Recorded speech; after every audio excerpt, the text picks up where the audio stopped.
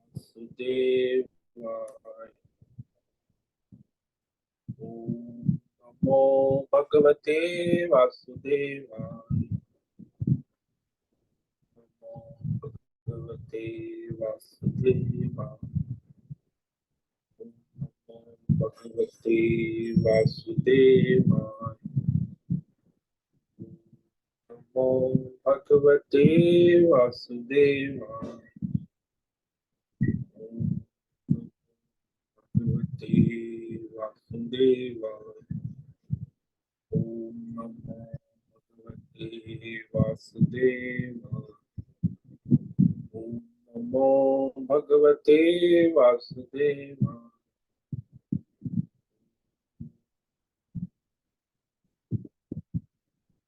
श्री परमात्मने नमो नमः। ओम गणपतये नमो नमः। ओम सरस्वत्यै नमो नमः। ओम नमो नमः। ओम सहना भवतु सहनौ भुनक्तु सह वीर्यं करवावहै तेजस्विनावधीतमस्तु मा विद्विषावहै। ओम शांति शांति शांति। सदाशिवसमारम्भां शंकराचार्य मध्यमाम् अस्मदाचार्यपर्यन्तां वन्दे गुरुपरम्परां। वन्दे गुरुपरम्पराम्। ओम पार्थाय प्रतिबोधितां भगवता नारायणेन स्वयं व्यासेन ग्रथितां पुराणं मध्ये महाभारत अद्वैतामृतवर्षिणीं भगवतीम् अष्टादशाध्यायिनीम् अम्ब त्वाम् सन्दधामि भगवद्गीते भवद्वेषिणी। वसुदेवसुतं देवं कंसचाणूरमर्दनं देवकी परमानन्दं कृष्णं वन्दे जगद्गुरुं। नमस्ते परमं ब्रह्म सच्चिदानन्दरूपाय निर्गुणाय नमस्तुभ्यं ओंकाराय नमो नमः। सर्वे दुर्गाणि तरन्तु सर्वे भद्राणि पश्यन्तु सर्वे सद्बुद्धिमाप्नोतु सर्वे सर्वत्र नन्दतु। ओम तत्सत्। ओम ओम ओम। आप सभी ऑनलाइन नेटवर्क पर उपस्थित भगवत गीता श्रवण साधकों को आज प्रातः का अभिवादन अभिनंदन अभिवंदन। हरि ओम हरि ओम हरि ओम। हम सबको आज का यह दिव्य दिन तन मन धन जन देश काल विषय वस्तु परिस्थिति अवस्थाएं अध्यात्म भौतिक दैविक क्षेत्र व्यष्टि समष्टि सभी को अपने अपने पूर्व में अनंत जन्मों में किए हुए संचित पाप पुण्य धर्म अधर्म मिश्र सकाम निष्काम कर्मों के पके हुए फल स्वरूप वर्तमान में आज सभी को अपने अपने प्रारब्ध अनुसार परमेश्वरीय चित्त योग माया के माध्यम से प्रसाद स्वरूप में प्राप्त हुआ है। अतः आज का यह दिव्य दिन परमार्थ हेतु निष्काम सेवा यज्ञ देव यज्ञ ऋषि यज्ञ पितृ यज्ञ मानवता यज्ञ भूत प्राणी यज्ञ सात्विक दान शारीरिक वाचिक मानसिक तप निष्काम कर्म योग ध्यान योग भक्ति योग ज्ञान योग साधनाएं स्वाध्याय वेद शास्त्रों का अध्ययन अध्यापन उपासना आराधना के लिए समर्पित करे और करवावे। अत्यंत दुर्लभ मनुष्य जीवन को परमार्थ हेतु सार्थक करे और करवावे। आज विक्रम संवत 2081 ज्येष्ठ मास शुक्ल पक्ष की सप्तमी तिथि है। ये रात्रि 9:32 तक है। उसके बाद अष्टमी तिथि लग जाती है। आज है पूर्व फाल्गुनी नक्षत्र। ये कल सुबह 5:09 तक है। उसके बाद उत्तर फाल्गुनी नक्षत्र लगता है। आज है गुरुवार। गुरुजन बड़ों की आराधना उपासनाओं का दिन है। और यहाँ ग्रीष्म ऋतु चल रही है। रात्रि का न्यूनतम तापमान 27 डिग्री रहा और दिन का 2 बजे का अधिकतम तापमान 43 डिग्री रहा। वायु की गति 5-10 किलोमीटर प्रति घंटा चल रही है। ईस्वी सन 2024 13 जून 2024 सुबह के 7 बजने वाले। कलयुग का प्रथम चरण 5250वां वर्ष, 7वां वैवस्वत मनवंतर श्वेत वराह कल्प, ब्रह्मा जी का 26वां दिन और 51वां वर्ष चल रहा है। तो ऐसे अनंत कोटि ब्रह्मा और ब्रह्मांडीय परमेश्वरी अचिंत्य योग माया में हमारा यह एक ब्रह्मांड, इस ब्रह्मांड में ये पृथ्वी लोक में समुद्र के ऊपर जम्बू द्वीप में विश्व का एकमात्र वैदिक राष्ट्र भारत में उत्तर हिमालय प्रांत में उत्तराखंड राज्य में टिहरी जिले में हिमालयन शिवालिक पर्वतमाला के अंतर्गत मणिकूट पर्वत के ऊपर नीलकंठ महादेव के सामने ऋषिकेश नगरी में मुनि की रेती प्रांत में शीशम जाड़ी में अवधूतवाड़ा आश्रम के सी ब्लॉक 5 नंबर कमरे से गंगा किनारे से हम स्वामी उत्तमानंद सरस्वती भगवद गीता के आचार्य शिष्य स्वामी चिन्मयानंद सरस्वती महाराज कैलाद्वैत वेद व्यास भगवत पाद शंकराचार्य की श्रृंगेरी संन्यास परंपरा से शिक्षित दीक्षित सनातन वैदिक भारतीय हिंदू धर्म अनुसार संपूर्ण भगवद गीता ज्ञान यज्ञ ऑनलाइन चैतन्यमय जीवन लाइव प्रसारण के अंतर्गत व्याख्यान माला में अध्याय 6 ध्यान योग के श्लोक नंबर 7 पर संस्कृत एवं हिंदी में व्याख्यान करेंगे। दिव्य पवित्र सरल व्यावहारिक सटीक पूर्ण वर्ण अक्षर पद वाक्य पंक्ति श्लोक अध्यायों की संगति संधि अन्वय शब्दार्थ वाक्यार्थ भावार्थ रहस्यार्थ के यथार्थ तात्पर्य सहित वैदिक शास्त्र वेद व्यास साहित्य शंकर भाष्य एवं परंपरागत सन्यासी आचार्यों टीपा टिप्पणी सहित आज का यह व्याख्यान करेंगे। कृपया आप सभी श्रद्धा भक्ति ध्यान से परिपूर्ण होकर के यह दिव्य श्रवण साधना करें। इसमें से कुछ ग्रहण करे, कुछ धारण करे, कुछ अपने जीवन में चरितार्थ करे और उसमें निरंतरता लाए। अपनी अपनी आध्यात्मिक भौतिक दैवी अशांति द्वंद्व मोह विक्षेपों से रहित होकर के अधार्मिक अशास्त्रीय भ्रम भ्रांतियों से रहित होकर के अपने अपने शरीर इंद्रिय प्राण मन वचन कर्म से बुद्धि से एक रूप होकर एकाग्र हो। ये श्रवण साधना करें। शुद्ध सात्विक सूक्ष्म भगवत विवेक बुद्धि करें। पुनः वेद शास्त्र आचार्य परंपरा अनुसार विवेक करे। पुनः पुनः इस व्याख्यान का श्रवण करे, मनन करे, चिंतन करे, लेखन करे, चर्चा विचारणा करे, प्रचार प्रसार करे, लिंक भेजे, ग्रुप में शेयर करे, अपना और सबका परम कल्याण करे और करवावे। ओम तत्सत। ओम।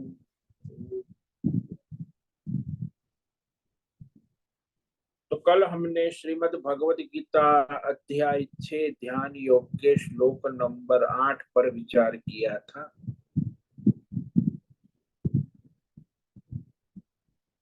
नहीं 6 पर विचार। तो श्लोक नंबर 6 में जो कहा, भगवान कहते हैं कि जो भी मनुष्य अपना ही मित्र है और अपना ही शत्रु है, आप ही अपना मित्र है, आप ही अपना शत्रु। वो कैसे? तो भगवान ने कहा कि जिसने अपने इंद्रिय मन बुद्धि 24 तत्व स्थूल सूक्ष्म शरीर पर संपूर्ण संयम नियम काबू कर लिया है, वो अपना मित्र है। और जिसने अपनी संपूर्ण इंद्रियों पर मन बुद्धि पर काबू नहीं किया है शास्त्र धर्म परंपरा अनुसार, तो वो अपना शत्रु है। यही भगवान ने कहा, बंधुरात्मात्मनस्तस्य ये नैवात्मना जितः। अनात्मनत्व शत्रुत्वे वर्तेतात्मैव शत्रुवत। तो जिस जीवात्मा ने अपने 24 तत्व जो है, स्थूल शरीर, सूक्ष्म शरीर, तो उसने विवेक पूर्वक धर्म के अनुसार सात्विकता से जीत लिया है, 24 तत्व काबू में कर लिया है, धर्मात्मा है, अंतर्मुख है, तो वह अपना मित्र है, बंधु है, स्वजन है, हित चाहने वाला।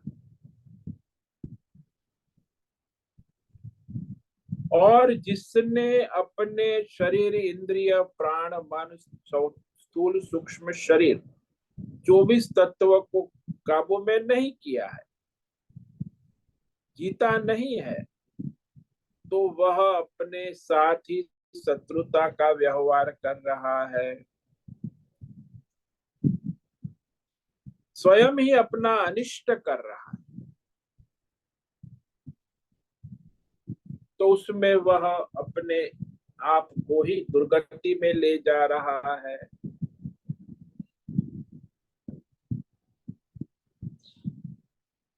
कैसे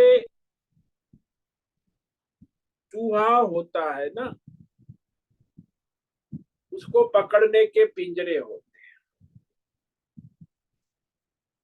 तो वो पिंजरे के अंदर मिठाई लटका देते हैं और फिर वो चूहा रात को आता है। अब वो उसको सुगंध आती है मिठाई की, तो मिठाई खाने के लिए आता है पिंजरे, उसको पता नहीं कि मैं पिंजरे के अंदर आया, और वो मिठाई खाने लगता है और पिंजरे में ठप बंद हो जाता है।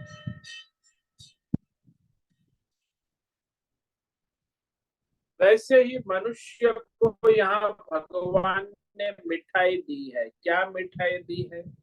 ये संसार रूपी पिंजरा है ना, इस पिंजरे में मनुष्य को मिठाई दी है, भगवान ने रख दी है। वो मिठाई है कंचन, कामिनी, कीर्ति, परिवार, पैसा, पद, प्रतिष्ठा। अब ये मिठाई खाने जाता है तो संसार के पिंजरे में बंद, कैद हो जाता है हमेशा, जन्म जन्मांतर के लिए वो पिंजरे में कैद हो जाए। कहते भी हम तो संसार बंधन में पड़े, क्योंकि संसार बंधन ही है। संसार कोई किसी को मुक्ति नहीं देता है, संसार का नाम ही बंधन है। तो सोचता है कि वो बंधन में आ गया, स्वयं ही अपने आप ही बंधन में आ गया। और फिर जो मनुष्य अपने बंधन से निकलना चाहता, तो उसे धर्म, कर्म, शास्त्र के अनुसार अपने रजोगुण, तमोगुण पर काबू प्राप्त करना, सात्विकता लानी होगी, प्राकृतिक ईश्वर को समर्पण होना, तब जाके वो धीरे धीरे अपने आप को काबू में कर सकता। नहीं तो फिर ये पराधीनता तो है ही संसार की, नाम रूप की, अपने सारी इंद्रियों की, तो वो अधर्म ही करता है ना। अधर्म के द्वारा फिर अपने आप को तनाव, टेंशन, भय, अनेक प्रकार की शारीरिक अस्वस्थ्य, मानसिक समस्या, आर्थिक समस्या, सामाजिक, आज दुनिया में यही तो हो रहा है। ईश्वर ने नहीं बनाया, मनुष्य ने स्वयं ही अपने लिए सब समस्याएं खड़ी की।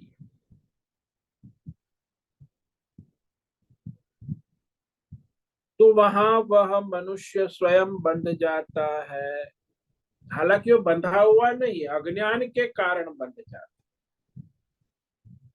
जैसे वो तोता होता है, तोता को पकड़ने वाले क्या करते, रस्सी, नली रख देते रस्सी के अंदर।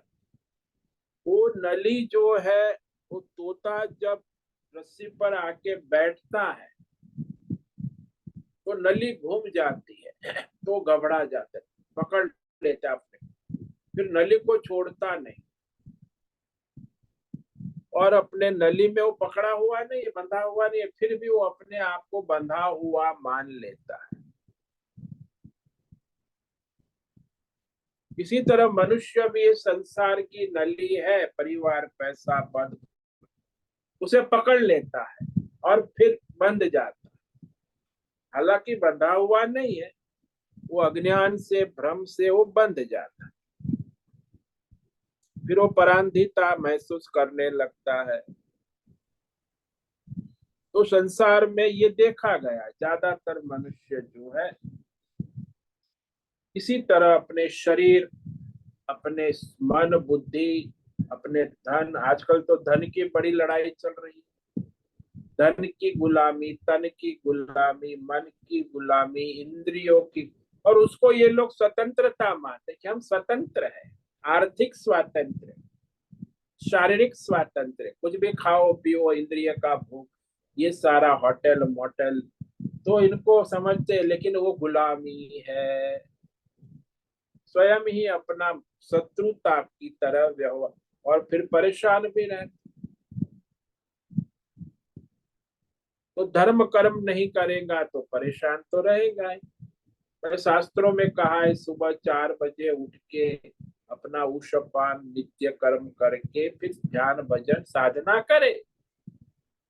तो ये तो भाई रात को 12 बजे 1 बजे सोता है, फिर 8 बजे उठता है। फिर उठने के बाद भी वो तो नित्य कर्म तो होता ही नहीं है। कॉन्स्टिपेशन दुनिया में, तो शारीरिक पेट की बीमारी, समस्या, वो दिन भर परेशान रहे, क्योंकि अपने सारे अधार्मिक, अप्राकृतिक, अवैदिक धर्म कर्म करते करते वह उसी में फंस जाता। रजोगुणी तमोगुणी प्रवृत्ति जो होती है वो बहिर्मुख होती है, और सात्विक प्रवृत्ति धर्म कर्म होता है वो अंतर्मुख होता है। तो अंतर्मुख व्यक्ति संसार में सर्व तन से, मन से, धन से स्वस्थ रहता है। और जो बहिर्मुख व्यक्ति है, जो अपनी इंद्रिय विषयों की पराधीनता वाला है, वो हमेशा परेशान, कष्ट रहता है। अनेक शारीरिक शारीरिक व्याधि है, मानसिक अशांति है, आर्थिक समस्या है, सामाजिक पारिवारिक अनेक प्रकार, तो वो अशांति में ही रहता है। यानी अपनी शत्रुता स्वयं अपने साथ करता है।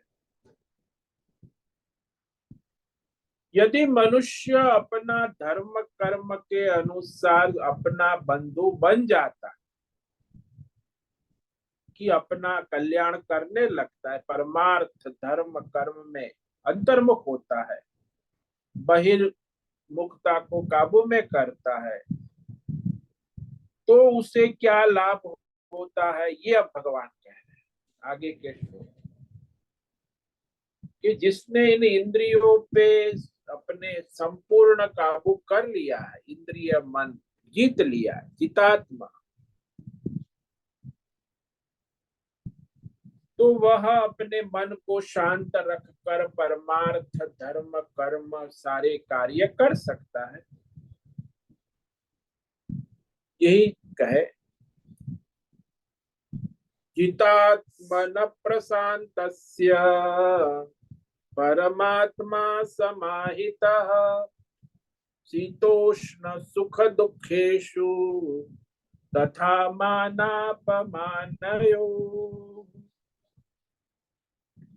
जितात्मन प्रशांतस्य परमात्मा समाहित शीतोष्ण सुख दुखेषु तथा मानापमान। जिसने अपने 24 तत्व संसार और शरीर स्थूल सूक्ष्म शरीर पर धर्म शास्त्र परंपरा अनुसार संयम पा लिया है, विजय यानी संयम, काबू पा लिया, तो सारे इंद्रिया मन बुद्धि सारे अंतकरण बहिकरण सभी 24 तत्व अत्यधिक संयमित नियमित काबू में कर लिया है, तो उसे अपने सारे 24 तत्व काबू में होने से वह परमार्थ में लगता है। तो उस परमार्थ की साधना ठीक से होने पर उससे परमार्थ का बोध भी होता है। तो परमार्थी साधक जो है, परमार्थ में लगा है, उसे भी सारे द्वंद्व आते हैं, ठंडी गर्मी, सुख दुख, मान अपमान, सभी द्वंद्व। तो सारे द्वंद्वों में समता रखता है, यानी परमार्थ दृष्टि से द्वंद्वों को सहन करता है और अपने परमार्थ में डटा रहे। यही कहा यहाँ ये बाजू को कि वह जो योगी है, परमार्थ में लगा है, तो उसने अपने सारे इंद्रियों को, मन को स्वाधीन कर लिया, जितात्मन कहा।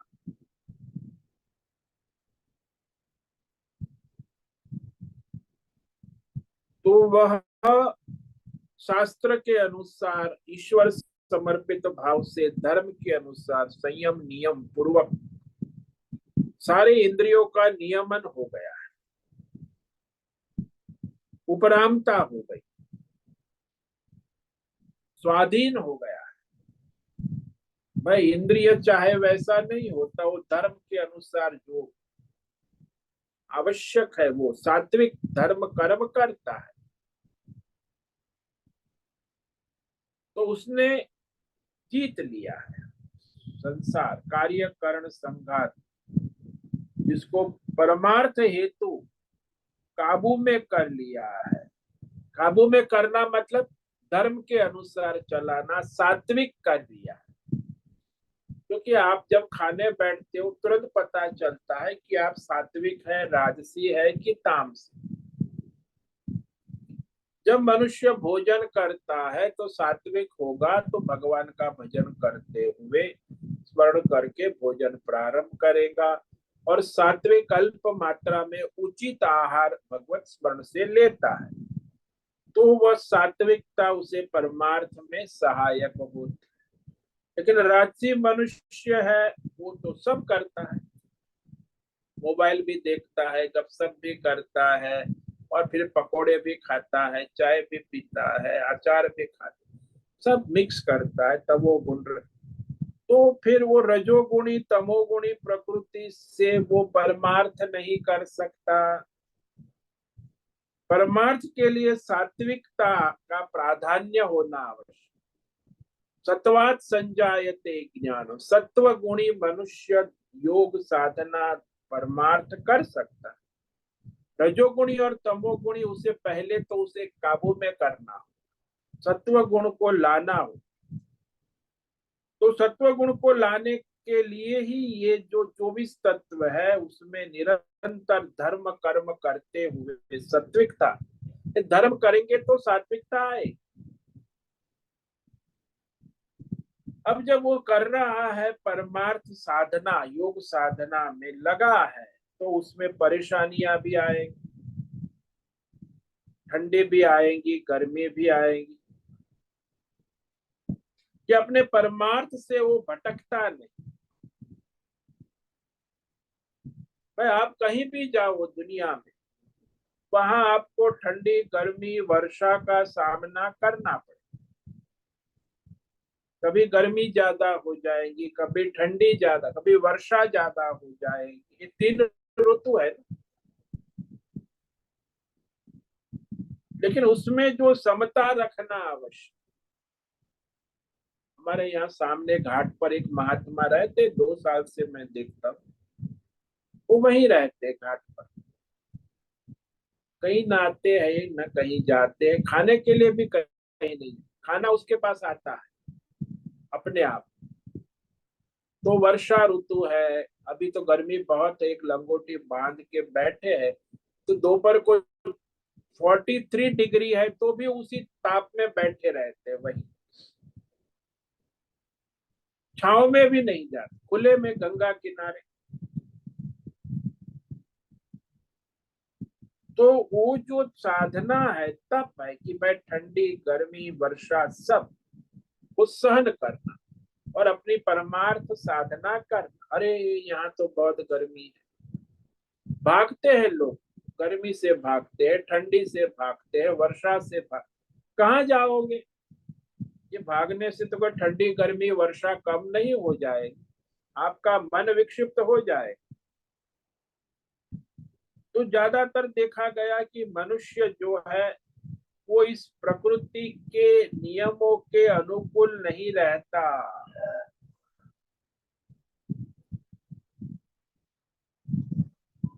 प्रकृति तो रहेगी, हमारे शरीर की प्रकृति है, बाहर की भी प्रकृति है, सबकी अपनी अपनी शारीरिक प्रकृति। और ये बाहर वर्षा ठंडी गर्मी ये सब प्राकृतिक परिस्थितियां बदलती रहती, कभी मिलती जुलती है, कभी प्रतिकूल है, कभी अनुकूल भी होती है।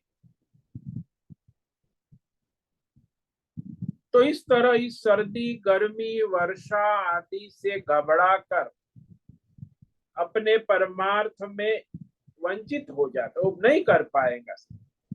क्योंकि आप गर्मी है तो भाग, अभी एक महात्मा हमारे है यहाँ, गर्मी मई में कहते मैं उत्तरकाशी जा, अरे बोला यहाँ क्या, यहाँ बहुत गर्मी है, वो उत्तरकाशी चले।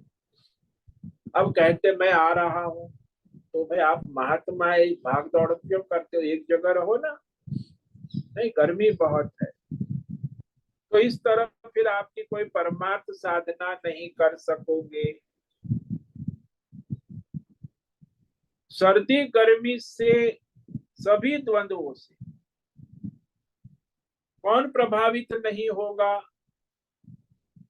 जो जितात्मा है, जिसने अपनी इंद्रिय मन बुद्धि पर संयम नियम काबू कर लिया, शास्त्र के अनुसार धर्म के अनुसार। जो धर्मात्मा है, जो सात्विक है, जो जितात्मा है, संयमित है, नियमित है, वो कोई भी द्वंद्व से प्रभावित नहीं हो सकता है। लेकिन जो रजोगुणी है, तमोगुणी है, धर्मात्मा नहीं है, संयमित नहीं है, नियमित नहीं है, तो क्षण क्षण में प्रभावित होगा। प्रकृति परि अंदर और बाहर, ठंडी गर्मी सुख दुख ये तो आते ही जाते रहेगा, और उसके अनुसार नाचता रहेगा। ठंडी है, गर्मी है, सुख है, दुख है, मान है, अपमान है, वो विक्षिप्त रहेगा, भाग दौड़ करता रहेगा। अनुकूल नहीं है तो दूसरी जगह अनुकूलता ढूंढे। प्रतिकूल सर्दी गर्मी होंगी तो अनुकूल नहीं होंगी, सुख दुख होगा तो प्रभावित होता ही रहे। जो लोग अभी गर्मी है, एसी में है, तो वो लोग कमरे से बाहर निकलने को डरते, अरे बाहर तो बहुत गर्मी, तो द्वंद्व में ही रहेंगे। शरीर इंद्रिय मन बुद्धि प्रतिकूल सर्दी या गर्मी हो तो अनुकूल नहीं होगी, सुख दुख होगा तो वो भी प्रभावित करेगा। तो ऐसे मनुष्य जो विचलित है, सारे द्वंद्व में ही विचलित है, जिसका शरीर इंद्रिय प्राण मन, तो कोई परमार्थ नहीं कर सकता, ना कोई योग साधना कर सकते हैं। इससे प्रभावित ना होना, अनुकूलता प्रतिकूलता से प्रभावित न होने का रहस्य है कि उससे अपने परमार्थ में स्थित रहना, योग साधना। नहीं तो त्याग देगा, अरे क्या होगा योग साधना, ध्यान भजन नहीं हो रहा, तो अपनी साधना योग को त्याग कर देगा। वो करते हैं बहुत, मेरे कहाँ होती है साधना, ये तो सब ठंडी है गर्मी है, सुख है दुख है, तो कोई योग साधना नहीं करता। लेकिन जो संयमित है, नियमित है, जितात्मा, जो सभी द्वंद्वों को सहन करने की जिसमें शक्ति है, सहन शक्ति, ये आवश्यक। तो परमार्थ साधना में लगेगा, नहीं तो क्या परमार्थ करेगा। वो तो अनुकूलता प्रतिकूलता में उसका जीवन, तो ज्यादातर मनुष्य संसार में अपनी अनुकूलता प्रतिकूलता में ही पूरा हो जाता है, वो उसी में लगे रहते हैं। ठंडी गर्मी, सुख दुख, मान अपमान, उसी में जीवन पूरा हो जाए। ये तो आएंगे जाएंगे। तो सारे के सारे द्वंद्व जितने भी है, सभी को समझ लेना कि ये सर्दी गर्मी कष्ट दुख देती है। तो कोई मनुष्य हमें दुख भी देता है, मानो किसी ने डंडा मार दिया तो दुख होता है। बाहर से कोई अचानक किसी ने डंडा मार, तो हमारा भौतिक शरीर है, उस पर डंडा पड़ा। अब डंडा तो भौतिक शरीर को मारा, लेकिन हमारे मन में अनेक प्रकार की चंचलता उत्पन्न हो गई, दुख हो गया। ये तो शारीरिक है ना।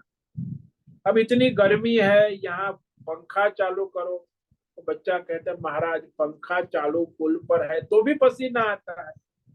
तो गर्मी में पसीना बह रहा है, शारीरिक भौतिक शरीर। और कभी पंखा जो है बंद हो जाता है तो और भी परेशानी होती। जब पंखा चालू है तो भी पसीना आ रहा है, तो पंखा नहीं है, लाइट गई है तो और परेशान। अब ये साधना क्या करेगा? उसी में विचलित रहेगा,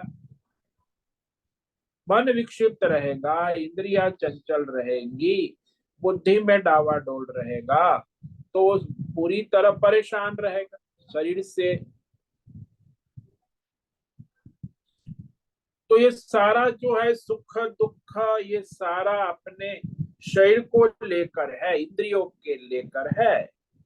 अब उसको इतना महत्व देते हैं कि ये सब अनुकूल होगा फिर मैं योग साधना करूंगा, तो ये अनुकूल होने की कोई संभावना नहीं। कभी कोई वस्तु अनुकूल हो ही नहीं सकती। ये ठंडी गर्मी आएंगी, सुख दुख आएंगे और जाएंगे, मान अपमान, सारे द्वंद्व प्रतिक्षण। द्वंद्वों का तो तांता लगा रहेगा ट्रैफिक की तरह रास्ते पे, वो तो द्वंद्व आएंगे और जाएंगे। अब उसी में आप उलझे रहोगे तो आप योग साधना नहीं कर सकते। मानो कि किसी ने अपशब्द कह दिया, अब वो अपशब्द कह दिए तो हमें बहुत ही कष्ट होता है। भाई हमारे भौतिक शरीर को तो कोई चोट नहीं लगी, लेकिन वो अपशब्द हमने कान से सुनकर हमारी मन बुद्धि तक पहुंचे, तो वहां वह चोट लगी। कहाँ? मन और बुद्धि, वहां दुख हुआ। और कोई ने हमारी प्रशंसा कर ली तो भौतिक शरीर को तो कुछ नहीं होता है, वहां भी मन बुद्धि को प्रशंसा का सुख होता है। तो ये जो सुख दुख है ये मानसिक स्तर से होता है, ठंडी गर्मी है ये शारीरिक स्तर से होती है, और मान अपमान है बुद्धि के स्तर से, अपनी अपेक्षा के अनुसार मान अपमान होता है। तो ये तीनों वृत्तियां, ये शारीरिक मानसिक ऐन्द्रिक और बौद्धिक स्तर पे द्वंद्व होते ही रहेंगे। और इस द्वंद्व को आप ठीक करने जाओगे तो आपका मन व्याकुल चंचल विक्षिप्त रहेगा।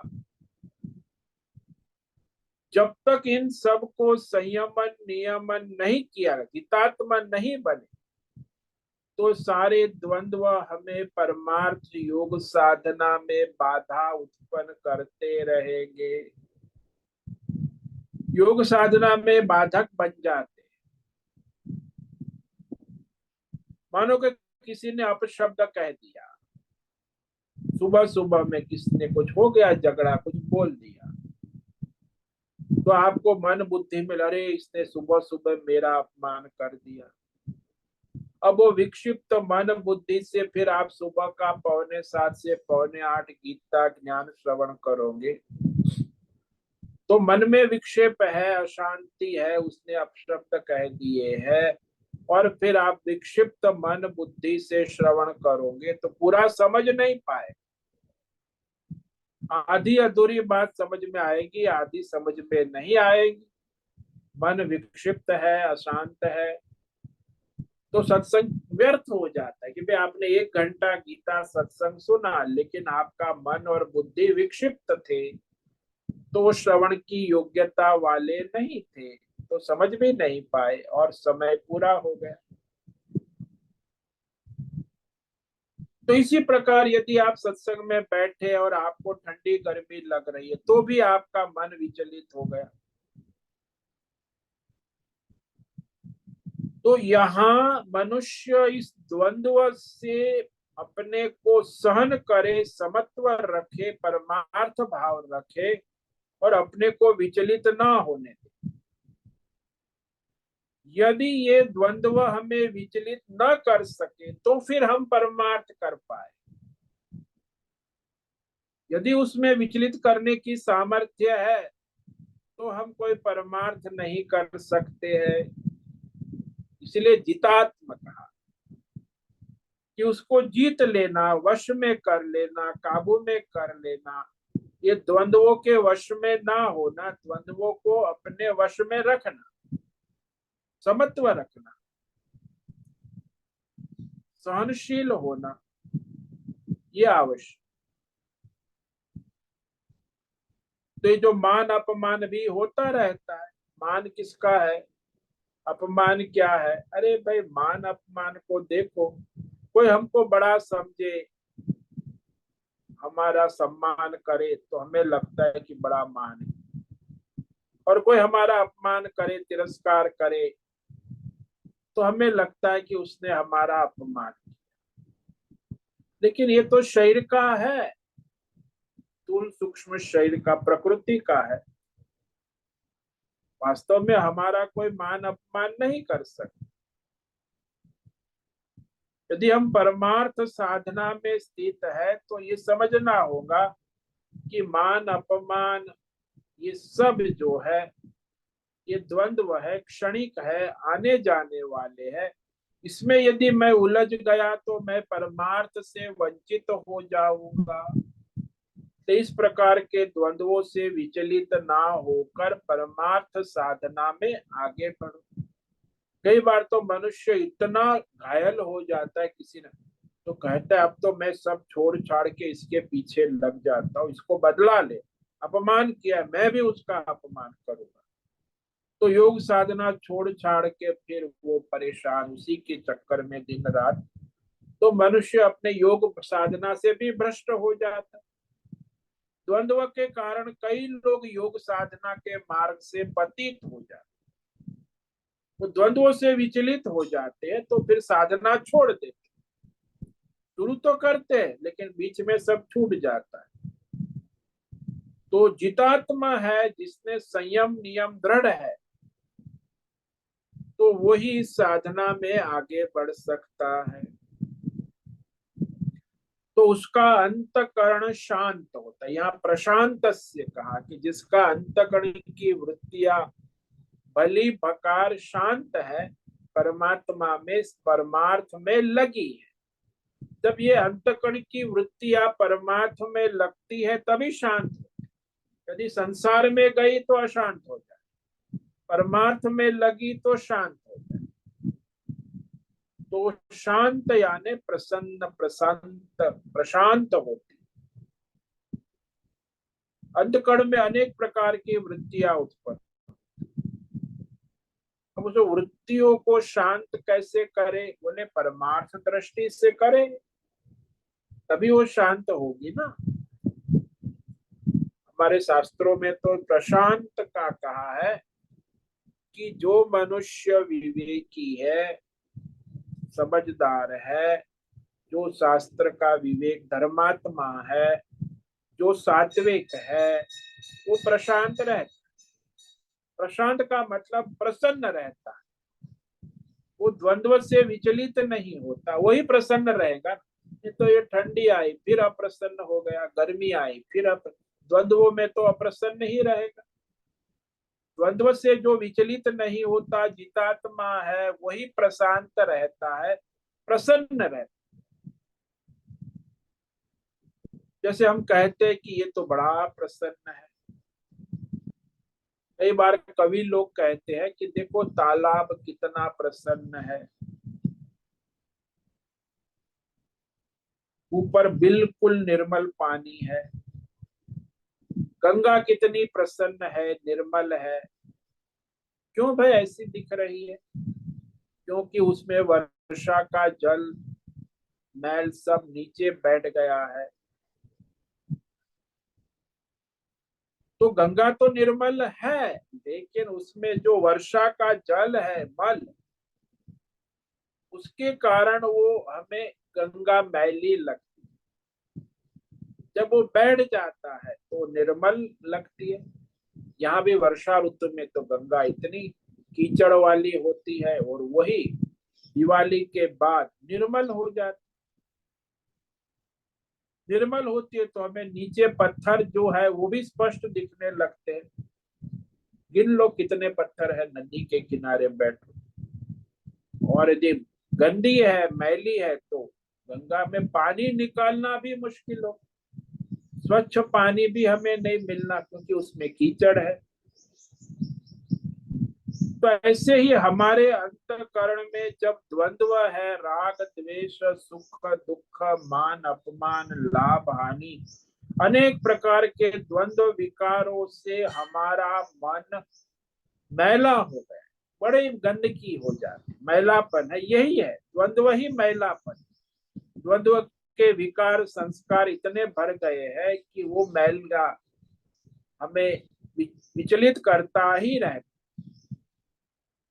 इसीलिए जितना जितना हम यह अपने 24 तत्व को जीतने चले जाते, उतना ही अंतकरण शांत होता है, प्रशांत। इंद्रिय पर काबू है, मन पर काबू है, तो वैसे वैसे शांति अपने आप प्राप्त होने, इंद्रिया शांत, मन शांत, शरीर शांत होता है।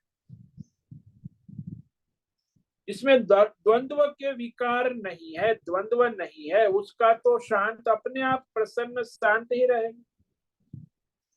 द्वंद्व से रहित अंतकरण है, समत्व वाला है, तो सर्वथा निर्मल मन है, अंतकरण है, तो परमात्मा की साधना में लगता है।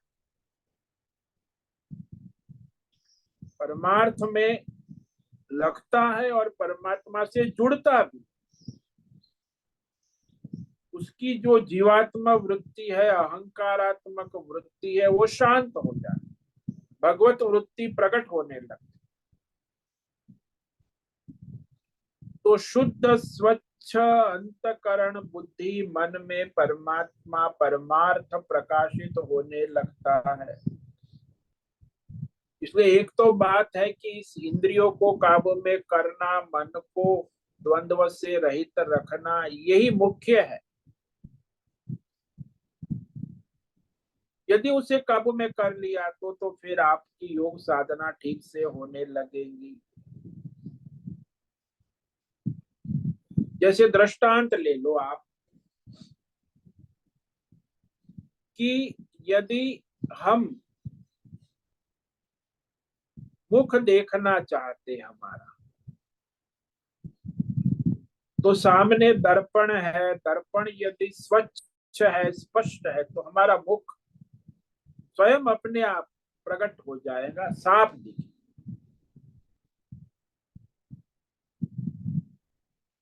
यदि दर्पण स्पष्ट नहीं है, अस्वच्छ है, उस पर धूल मैल लगी है, तो हमारा प्रतिबिंब हमें स्पष्ट नहीं दिखेगा। हालांकि दर्पण तो हमें जैसा है वैसा दिखाने को तैयार है, लेकिन उसके ऊपर जो मैल पड़ा है, गंदगी है, उसके कारण हम अपना मुख स्वच्छ नहीं देख पाते। जितना स्वच्छ होगा इतना स्पष्ट मुख का दर्शन दर्पण कराता है। दर्पण स्वच्छ होना आवश्यक, क्योंकि गंदा दर्पण होता है तो मुख जैसा है वैसा कभी नहीं दिखता। यहाँ तक कि दर्पण में पड़े हुए गंदे धब्बे भी हमारे मुख पर हमें दिखने लगते हैं। दर्पण दोषों वाला मुख भी दोषों वाला होता है। वैसे यदि हमारा अंतःकरण अशुद्ध है और अंतःकरण में द्वंद्व है, तो उस अशुद्धि के कारण हम अपने परमार्थ को नहीं देख सकते, नहीं कर सकते। यदि अंतःकरण शुद्ध है, इंद्रिया चंचल नहीं है, विक्षिप्त नहीं है, मन शुद्ध है, तो हमारी आत्म साधना ठीक होती है, परमार्थ होता है। क्योंकि शुद्ध अंतःकरण में ही योग साधना परमार्थ ठीक से हो सकता है। अशुद्ध अंतःकरण में वो परमार्थ साधना ठीक से नहीं होती। इसीलिए यहाँ कहा जितात्मा।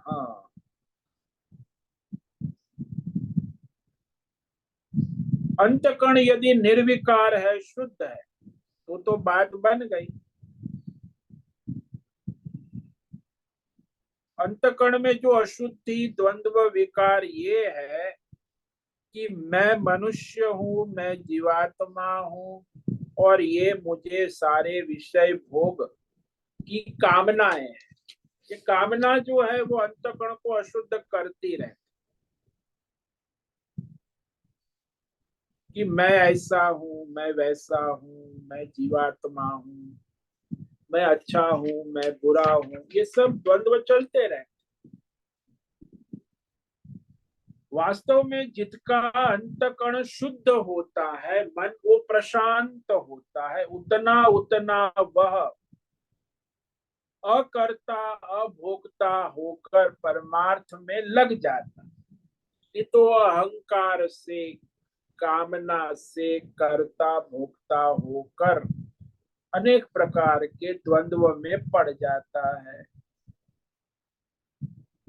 जिसका अंतःकरण जितना जितना शुद्ध है ना, उतना ही प्रशांत होता है, उतना ही वह परमार्थ में लगता है। जिसका सर्वथा शुद्ध प्रशांत हो गया, तो वो तो परमात्मा समाहित, यहाँ कहा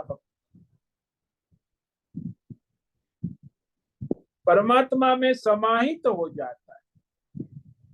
अंतःकरण शुद्ध है, परमात्मा स्व प्रकाश, जैसे दर्पण एकदम स्पष्ट है तो हमारा मुख हमें स्पष्ट दिखने लगता है, तो हमारा चेहरे का, मुख का साक्षात्कार स्पष्ट होता है। ऐसे ही जिसकी अंतःकरण बुद्धि मन स्पष्ट है, शुद्ध है, वह अपने परमार्थ में लगा हुआ परमार्थ दर्शन करने लगता है। तो इस तरह यहाँ परमात्मा समाहित, तब वो परमात्मा में समाहित होता है, ऐसा कहा जाए। समाहित का मतलब है कि भगवतमय बुद्धि वाला हो जाता है, तो सारे द्वंद्वों से रहित साम्य अवस्था जैसी है, तो वह भगवत में होने से परमात्मा के सिवा कुछ है ही नहीं, ऐसे उसकी परमार्थ बुद्धि दृढ़ हो जाती। तो जिसकी बुद्धि परमात्मा में स्थिर और दृढ़ होती है, वही परमार्थ कर सकता है ना। और जिसकी बुद्धि परमार्थ में स्थिर, परमात्मा में स्थिर नहीं है, तो अस्थिर संसार में भी जाएंगी, परमार्थ में भी द्वंद्व में रहेगी। वो तो एक ही, जैसे मीराबाई है, मीराबाई की जो बुद्धि है वो परमात्मा में समाहित है। उसकी बुद्धि ये स्पष्ट है कि मेरे तो गिरधर गोपाल दूसरो न कोई, मेरा तो एक ही परमार्थ है, वो गिरधर गोपाल है, इसके सिवा मेरा और कोई प्रयोजन नहीं है। तो इस तरह वो परमात्मा में समाहित है। बुद्धि जिसकी हो गई वही तो परमार्थ कर सकता है। अब जिसकी द्वंद्व में विचलित बुद्धि है, कभी सुखी दुखी, मान अपमान, लाभ हानि, तो वो कहां से परमार्थ कर सकते। तो इस तरह कहने के बाद जो मनुष्य योग में परमार्थ में स्थित हो गया है, तो वैसे मनुष्य का व्यवहार कैसा होता है। तो समाहित किसको कहते हैं, जो भगवत समाहित परमात्मा में परमार्थ में स्थिर हो गया है, उसके लक्षण भगवान कह रहे हैं।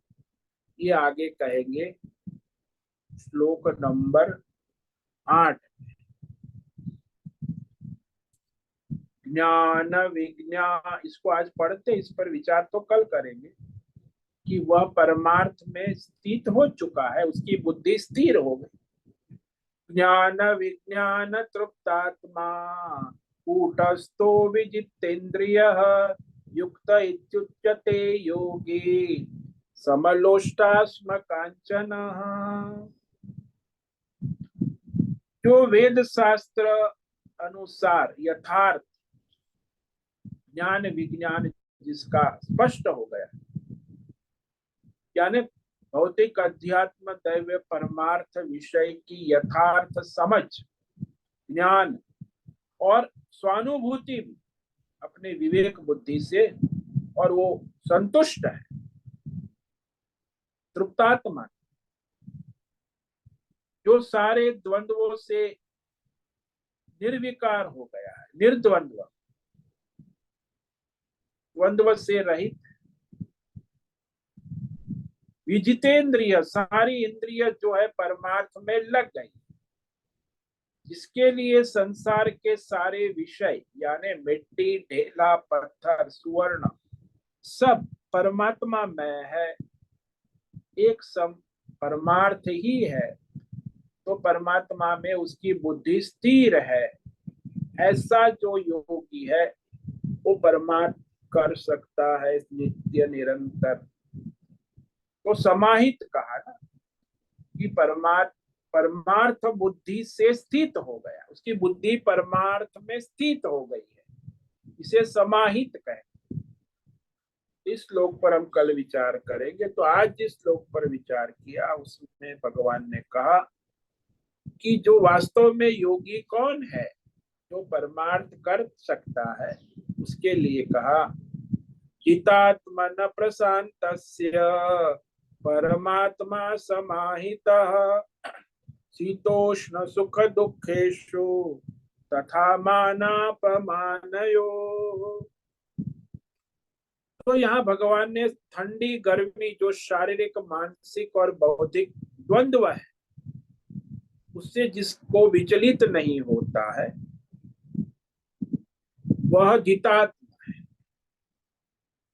प्रशांत है, तो परमार्थ में समाहित है, परमार्थ में लग गया है, परमार्थ में स्थिर है, तब वो परमार्थ साधना कर सकता है। जब तक ये इंद्रिय चंचल है, द्वंद्व में विक्षिप्त है, तो परमार्थ कैसे कर पाएगा। इसीलिए कहा प्रशांतस्य, जो अपने मन की वृत्तियों को परमात्मा में स्थिर कर चुका है, जो सारी इंद्रियों को संयमित नियमित शास्त्र धर्म अनुसार सात्विक कर चुका है, द्वंद्व से जो विचलित नहीं होता है, वो परमार्थ में समाहित रहता है, यानी वो परमार्थ योग साधना में लगा रहता है, टिका जाता है, और फिर परमार्थ सिद्ध भी कर लेता है। ओम नमो नारायणाय, ओम नमो नारायणाय, ओम नमो नारायणाय, ओम नमो नारायणाय, ओम नमो नारायणाय। कायेन वाचा मनसेन्द्रियैर्वा बुद्ध्यात्मना वा प्रकृते स्वभावः करोमि यद्यत् सकलं परस्मै नारायणायेति समर्पयामि। ओम सर्वे भवन्तु सुखिनः, सर्वे सन्तु निरामयाः, सर्वे भद्राणि पश्यन्तु, मा कश्चित् दुःखमाप्नुयात्, अस्तु मा सद्गमय, तमसो मा ज्योतिर्गमय, मृत्योर्मामृतंगमय। ओम पूर्णमदः पूर्णमिदं पूर्णात् पूर्णमुदच्यते पूर्णस्य पूर्णमादाय पूर्णमेवावशिष्यते। ओम शांति शांति शांति। शंकरं शंकराचार्यं केशवं बादरायणं सूत्र भाष्य कृतौ वंदे भगवन्तौ पुनः। ईश्वरो गुरुरात्मेति मूर्तिभेदं विभाग व्योमवत् व्याप्तदेहाय दक्षिणामूर्तये नमो नमः। ओम गुं गुरुभ्यो नमो नमः। ओम तत्सत् ब्रह्मार्पणमस्तु। ओम ओम ओम।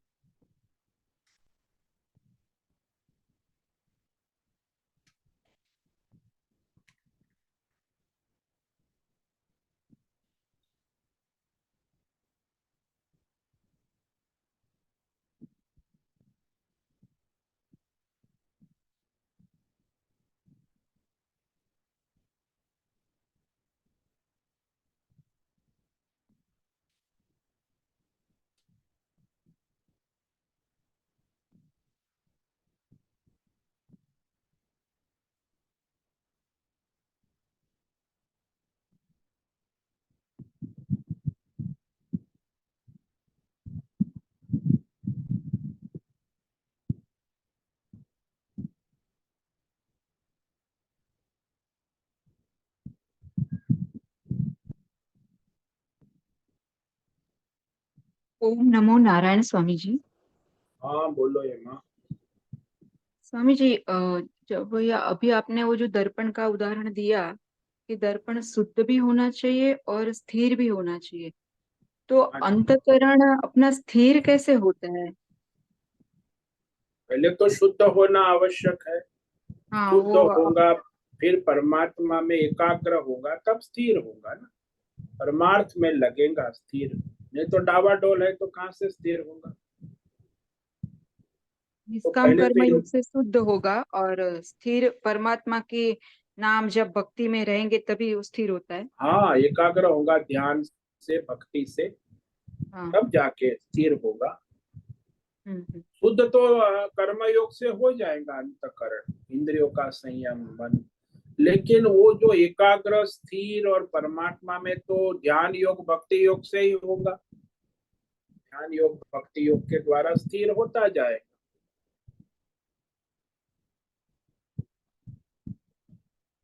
तो कर्म योग है वो शुद्धि का साधन, और ध्यान योग भक्ति को परमार्थ में स्थिर करने के, अंतकरण उसमें स्थिर स्थिति बनी रहती है निरंतर।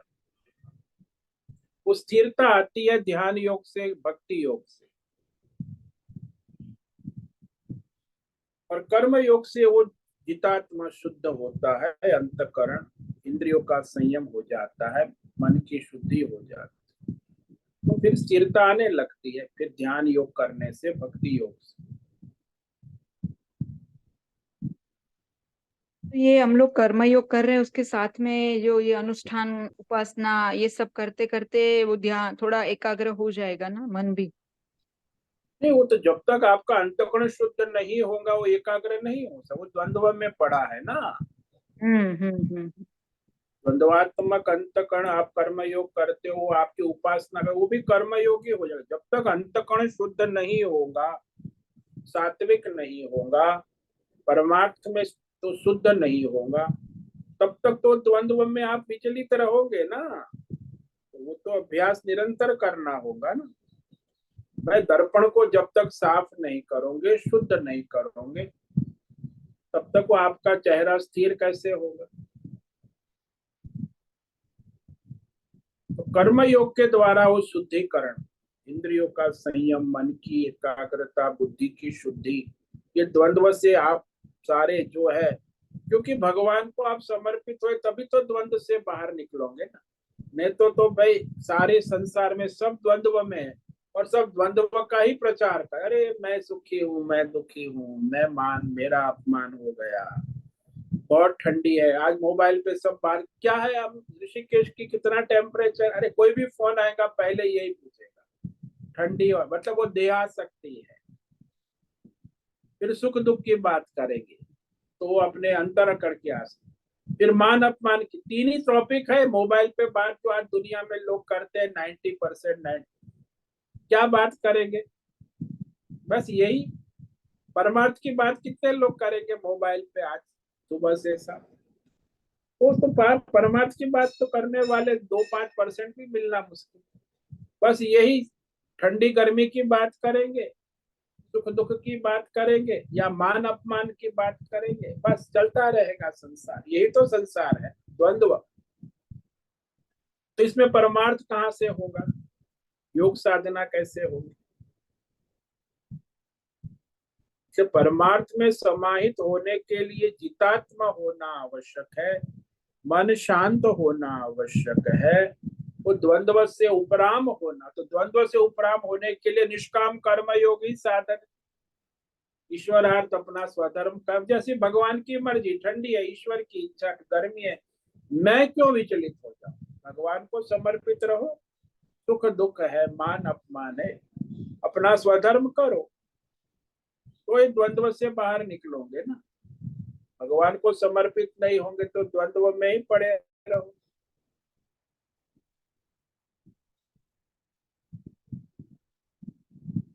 वो अपने देह भाव में इतने हम लोग आसक्त है, इसलिए बार बार सुख दुख का अनुभव करते रहते हैं। हाँ देहासक्ति है, हम्म। संसार के विषयों की आसक्ति है, वो आसक्ति हम्म। के कारण ही उसी का चिंतन करते हो ना।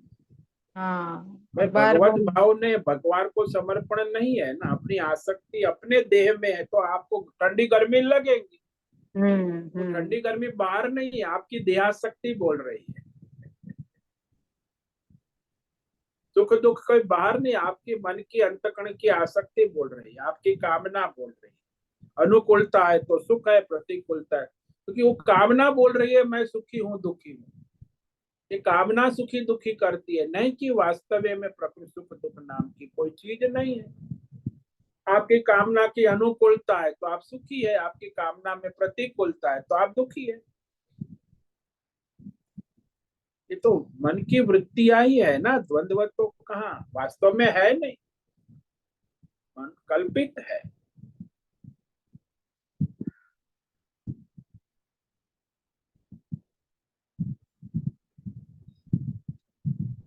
तो इस प्रकार निरंतर मनुष्य व्याकुल रहता है, कोई वस्तु से व्याकुल रहता है, कोई व्यक्ति से, कोई स्थिति से, कोई घटना हो गई, बस उसी में द्वंद्व में ही रहता है। कुछ भी होता है उसमें द्वंद्व ही चलता है। निंदा स्तुति होती है, मान अपमान होता है, आदर तिरस्कार होता है, अनुकूलता प्रतिकूलता तो चलती ही रहे। तो मन विक्षिप्त हो जाता है, बुद्धि चंचल हो जाती है, तो कोई निश्चय भी नहीं कर पाती, यथार्थ विवेक नहीं कर पाती। जो विक्षिप्त बुद्धि और मन अंतकरण कुछ विवेक वास्तविक नहीं कर पाता द्वंद्व के कारण।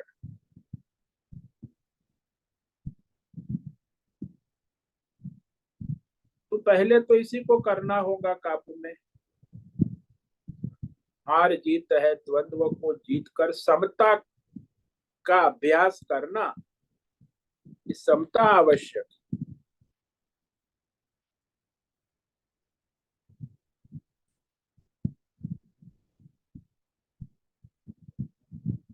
समता नहीं है तो द्वंद्व में ही पड़े रहे।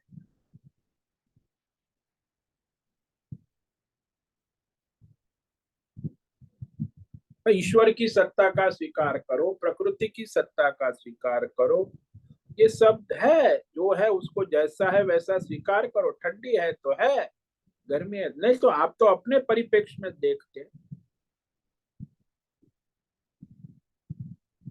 तो कोई भी वस्तु जैसी है वैसी स्वीकार करने से द्वंद्व नहीं होता, लेकिन आप अपने कल्पना भ्रम से उसको देखते हो तो फिर द्वंद्व ही रहता है।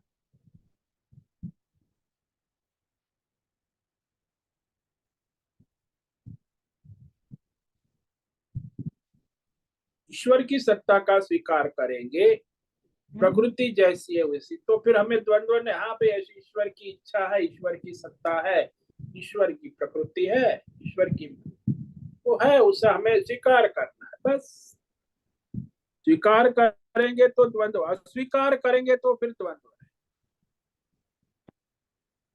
गर्मी क्यों है, अरे भाई गर्मी है, स्वीकार करो बस, बात खत्म।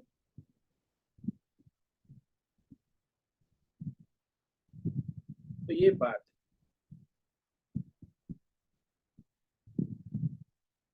हाँ स्वामी जी, समझ में आया। बहुत बहुत धन्यवाद। ओम नमो नारायण। ओम नमो नारायण। ठीक है, आज का समय पूरा हो गया। सभी साधकों को आज का ओम नमो नारायण। ओम सबको नमो ओम नारायण। ओम नमो नारायणाय स्वामी। ओम नमो सबको नारायण। ओम नमो नारायण स्वामी जी। ओम नमो नारायण स्वामी जी। ओम नमो नारायण स्वामी जी। ओम नमो ओम नमो नारायण। नारायण स्वामी जी। उससे निवेदन है आज का सत्संग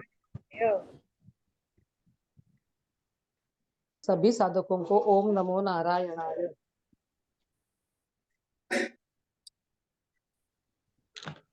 आज का ये सत्संग हम यही समाप्त करते हैं। सभी साधकों को ओम नमो नारायणाय। धन्यवाद।